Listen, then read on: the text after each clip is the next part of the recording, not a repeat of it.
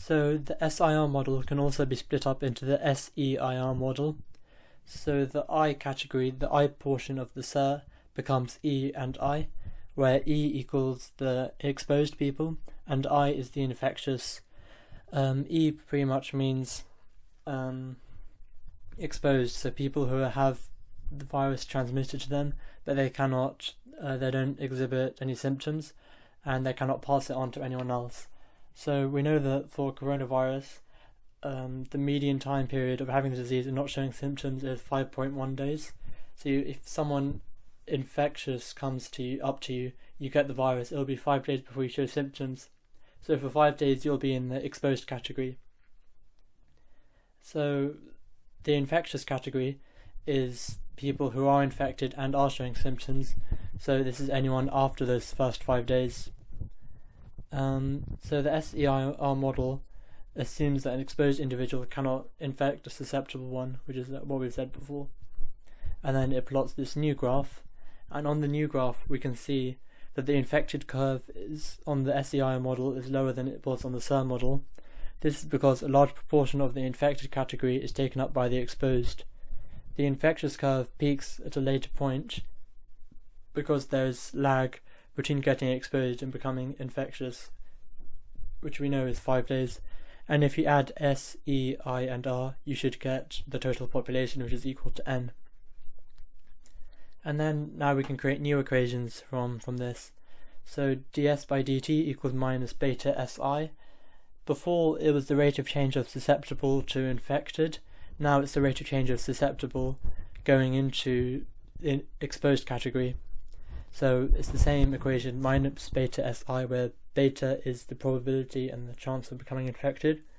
Then the next equation is dE by dt, dE over dt equals beta Si minus sigma E, where sigma is the probability of sigma is the probability of becoming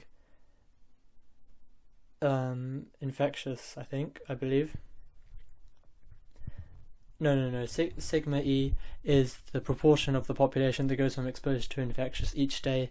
So beta Si, people becoming exposed, minus sigma E, which is people becoming infectious.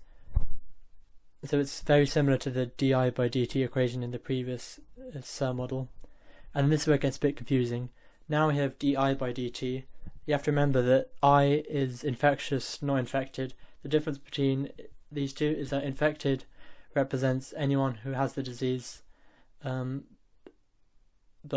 infectious just means someone who has the disease and can spread it. So infected is exposed and infectious. Infectious is just the infectious part. Hopefully you can understand that. So di by dt, the rate of change of the infectious, is sigma E minus gamma I. So sigma E is the proportion of people coming in from the exposed category into the infectious category each day, and then gamma I is the probability of someone becoming recovered each day, and how many people becoming recovered each day is being minused from the people becoming infectious each day. So if gamma I is greater than sigma E, then the rate of change of infectious is decreasing, which is what we want. And then we can get one last equation, which is dr by dt equals gamma I. This is the same as the SEIR model. So dr by dt, the rate of change of the recovered, is the proportion of people becoming recovered from the infectious category.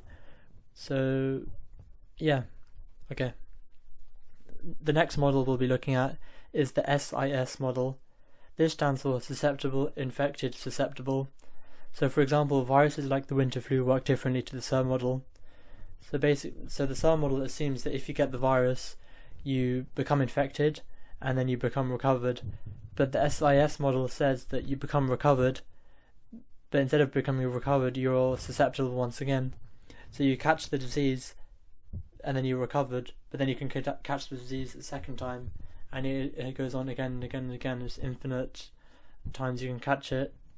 So this is the same as the winter flu. So for example, you get the cold 1 year and then you recover. You can still catch it another year.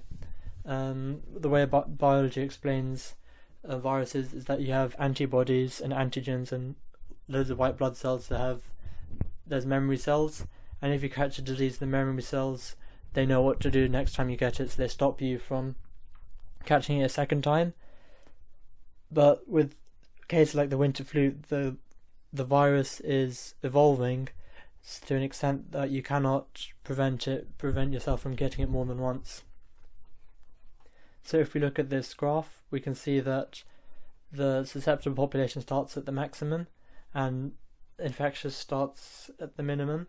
However, this time not everyone gets the disease, as there is constantly change in numbers from people going from ill to being healthy, and these counteract each other, so there's no point where everyone's susceptible or everyone's infected.